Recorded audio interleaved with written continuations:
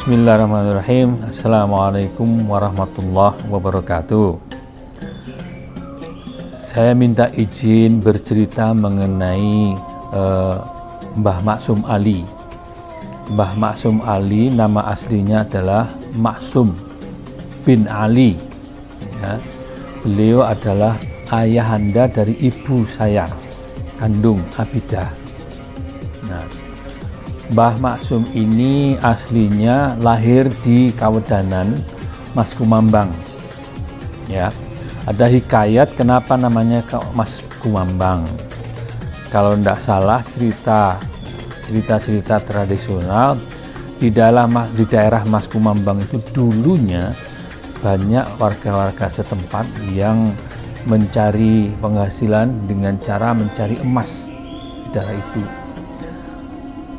Saya nggak tahu persis apakah ini artinya emas betul, karena dalam urutan lain, dalam sumber lain, saya belum banyak menemukan bahwa Mas Kumambang itu dulu sumbernya emas. Tapi mungkin orang mendapatkan hasil alam dan mereka menyebutkan dengan emas, sehingga mereka menyebutnya itu Mas Kumambang, emas yang melayang-layang di atas air begitu. Beliau lahir di Mas Kumambang tahun 1887 Masehi. Beliau asli di situ, kemudian dibesarkan oleh ayahnya Kiai Ali, Mbah Buyut Ali, yang langsung dididik di pesantren Mas Kumambang tadi.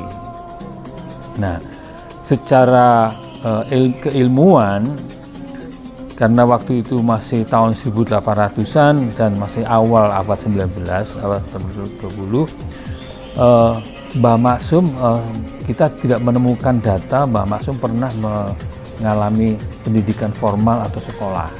Jadi Mbah Maksum waktu itu dididik langsung oleh ayahandanya sendiri, Kiai Ali. Beliau punya 5 saudara kandung di adik-adiknya, antara lain Kiai Adlan Ali yang mendirikan pesantren Cukir. Nah, Mbah Maksum ini adalah santri generasi pertama Mbah Hasyim Asy'ari, pendiri NU. Saya juga belum menemukan tahun berapa, tahun detailnya Mbah Maksum hadir di Tebireng dan nyantri kepada Mbah Hasyim.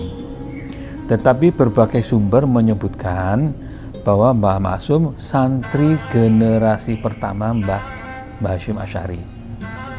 Dari situ juga adiknya Kiai Adlan Ali yang dari Cukir tadi juga termasuk Kiai generasi pertama Mbah Hasyim. Nah, yang kemudian saya pahami adalah bahwa Kiai Maksum ini, Mbah Maksum ini kemudian punya beberapa alhamdulillah punya beberapa kelebihan, terutama dalam ilmu pasti. Kalau istilah sekarang eksak. Dulu waktu zaman saya sekolah itu ada aljabar, ada ilmu ukur dan segala macam. Insya Allah Mbah Maksum ini termasuk beliau bakat dalam ilmu-ilmu yang dengan hitung-hitungan. Sehingga ini yang membuat beliau menarik perhatian Mbah Hasyim. Nah, ketika masih dalam itu, dalam pendidikan semacam itu dengan Mbah Hasyim, dan kelihatan bahwa Mbah Maksum ini suka dengan ilmu angka, maka Mbah Maksum sudah kelihatan dan sudah mulai mengumpulkan beberapa informasi, mungkin begitu.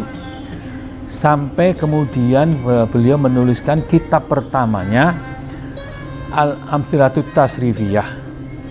Amthilatut Tasrifiyah ini kitab pertama beliau. Amthilatut Tasrifiyah ini kitab yang sederhana. Sederhana maksudnya di situ yang dikutip sama Mbah Maksum itu ada yang ditulis adalah teori-teori pola-pola perubahan kata dalam bahasa Arab. Tetapi ini buku ini ditulis dalam 60 halaman. Meskipun hanya dalam 60 halaman, tapi hampir semua pesantren menggunakan kitab Amthilatut Tasrifiyah sebagai rujukan awal untuk belajar mengenai etimologi bahasa Arab.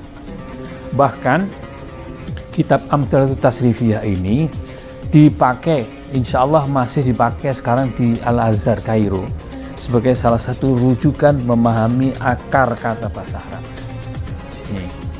Nah, kitab Amthilatut Tasrifiyah ini diterbitkan oleh penerbit Salim Nabhan di Surabaya. Saya kurang ingat kurang persis tahunnya, tapi sekitar tahun 51 atau 56. Amthilatut Tasrifiyah. Ini kitab pertama. Kitab kedua, Fathul Qadir. Fathul Qadir ini adalah kitab yang menentukan standar ukuran bahasa Arab, tapi ditulis dalam bahasa Indonesia. Fathul Qadir. Ini kitab menjelaskan ukuran-ukuran air, ukuran-ukuran kilogram dan segala macam, termasuk air wudhu yang 2 kolam dan segala macam itu. Kitab Fathul Qadir ini membahas masalah itu. Kitab yang ketiga itu adalah Durusul Falakiyah. Durusul Falakiyah ini adalah kitab yang merancang mengenai astronomi, merancang mengenai ukuran-ukuran pergeseran bulan, matahari, pergantian hari dan segala macam, sehingga dengan rinci membahas mengenai perbedaan antara kalender Hijriyah dan kalender Masehi. Ini kitab Durusul Falakiyah. Kitab terakhir yang ditulis oleh Mbah Maksum itu adalah Badi'atul Mithal. Ini Badi'atul Mithal, ini kitab mengenai contoh-contoh kasus dari kitab-kitab 3 kitab yang ditulis sebelumnya. Secara catatan, kami menemukan sebenarnya kitab yang ditulis Mbah Maksum itu banyak, tetapi kitab yang fenomenal adalah 4 kitab yang saya sebutkan tadi. Sampai saat ini kitab Amthilatut Tasrifiyah itu masih dipakai di banyak pesantren karena itu mudah. Jadi Mbah Maksum ini punya karakter khusus dalam menulis kitab. Karakternya adalah beliau menulis pokok-pokoknya. Jadi kitab misalnya Amthilatut Tasrifiyah itu tidak tebal, 60 halaman. Sama dengan itu Durusul Falakiyah juga kitab yang tipis, tetapi yang ditulis itu adalah pokok-pokok pemikirannya. Mbah Maksum ini karena latar belakang pemikirannya yang banyak eksakta, saya rasa pemikiran-pemikiran dan pendekatan beliau itu banyak dipengaruhi dengan cara berpikir orang-orang eksakta. Pokoknya klak ya itu, sehingga beliau sangat ketat. Karena memang latar belakangnya begitu, kemudian kitab-kitab yang dibahas itu juga banyak membahas hal-hal yang hubungannya dengan ketepatan waktu, ketepatan ukuran, dan segala macam. Nah, ini yang kemudian saya pernah mendengar, tapi saya akan berterima kasih kalau ada pihak lain yang pernah bisa menyampaikan perbedaan pendapat Mbah Maksum dengan Mbah Hashim sebagai santrinya. Ya, sebagai santri zaman dulu, bukan santri zaman sekarang. Santri zaman dulu yang namanya sam'an wa ta'atan, mendengar dan mengikuti mutlak dulu. Ya, sehingga yang pernah saya dengar itu adalah perdebatan mengenai falak.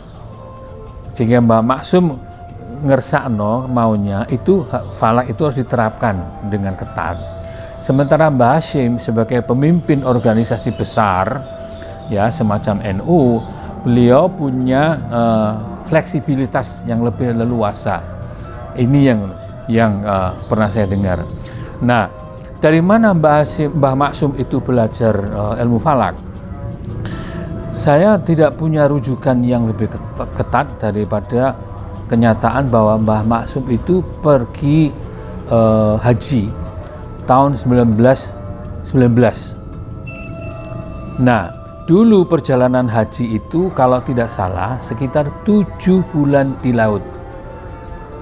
Nah, saya kira ketika di laut ini Mbah Maksum tidak banyak melihat pandangan darat sehingga banyak di laut dan di langit. Sementara di langit Mbah Maksum bisa belajar mengenai falak banyak sekali. Salah satu di antaranya adalah North Star, bintang utara, yang kemudian itu menjadi salah satu patokan bahwa itu adalah arah kutub. Ini yang banyak dibahas oleh Mbah Maksum, bahwa salah satunya adalah membahas kitab-kitab pergeseran bintang-bintang di langit itu sebagai hitungan. Jadi saya menduga Mbah Maksum ini memang belajar falak otodidak dari kegemarannya dengan ilmu falak, kemudian ngutak-atik pergeseran bulan, pergeseran matahari dan hari itu sehingga menemukan banyak teori-teori sehingga dituliskan dalam Durusul Falakiyah itu. Nah, Durusul Falakiyah ini sama dengan kitab yang lain diterbitkan oleh Salimin Habbahan di Surabaya. Nah, ini yang sempat menimbulkan peneguhan sikap Mbah Maksum mengenai ilmu falak, yang kemudian nurun kepada bapak saya. Bapak saya ini salah satu muridnya Mbah Maksum di Tebuireng. Jadi bapak saya Mahfud Manwar ini belajar falak langsung dari Mbah Maksum. Yang saya ikuti bahwa keteguhan bapak saya Mahfud Anwar dengan hitungan falak ini sangat kelihatan warna Mbah Maksumnya.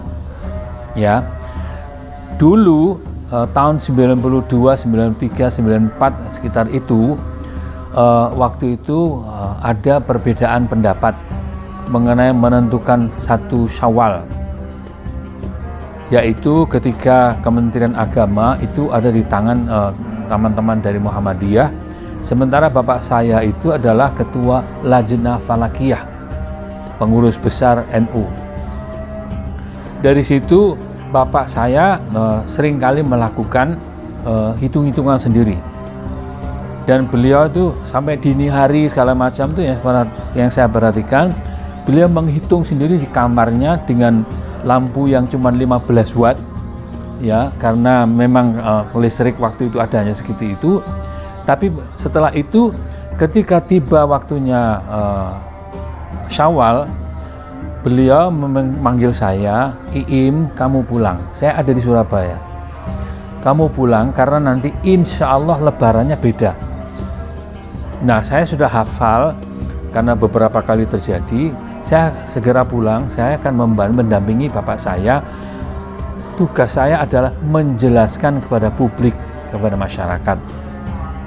Karena masyarakat waktu itu telepon, meskipun sistem telepon belum ada seperti sekarang, tetapi saya menerima telepon dari Makassar, dari Kalimantan, dari luar Jawa, yang pengen menegaskan Idul Fitrinya kapan. Nah, bapak saya berangkat dari karakter Mbah Maksum yang ketat dan segala macam, dan bapak saya juga sangat paham falak juga. Kemudian bapak juga paham dengan fikih. Jadi kalau sudah punya pendapat bahwa tanggal ini tanggal 1 Ramadan, beliau akan tetap bertahan ini 1 Ramadan. Hanya bapak saya berpesan ya, bapak akan, ini pesan langsung beliau pada saya, bapak akan lebaran pada tanggal 1 Syawal hari ini ya, tetapi bapak tidak mau mengajak orang lain. Kenapa? Karena berpegang pada fikihnya. Ulil amri atau pengurus yang mengamankan oleh pemerintah waktu itu adalah pemerintah. Jadi harusnya mengumumkan itu pemerintah, bukan bapak saya, kiai kampung di sebelah. Karena beliau merasa tidak punya wewenang untuk membuat keputusan memutuskan 1 Syawal. Tetapi kami semua sudah mengikuti bapak dan sangat paham, dan kami ikut lebaran Idul Fitri 1 Syawal sesuai dengan arahan bapak. Yang penting kita belajar dari Mbah Maksum itu adalah bagaimana bapak saya mewarisi ketegasan berdasarkan ilmu dan ketegasan berdasarkan fikih. Kalau sudah 1 Ramadan, 1 Syawal, ya sudah itu waktunya. Terima kasih.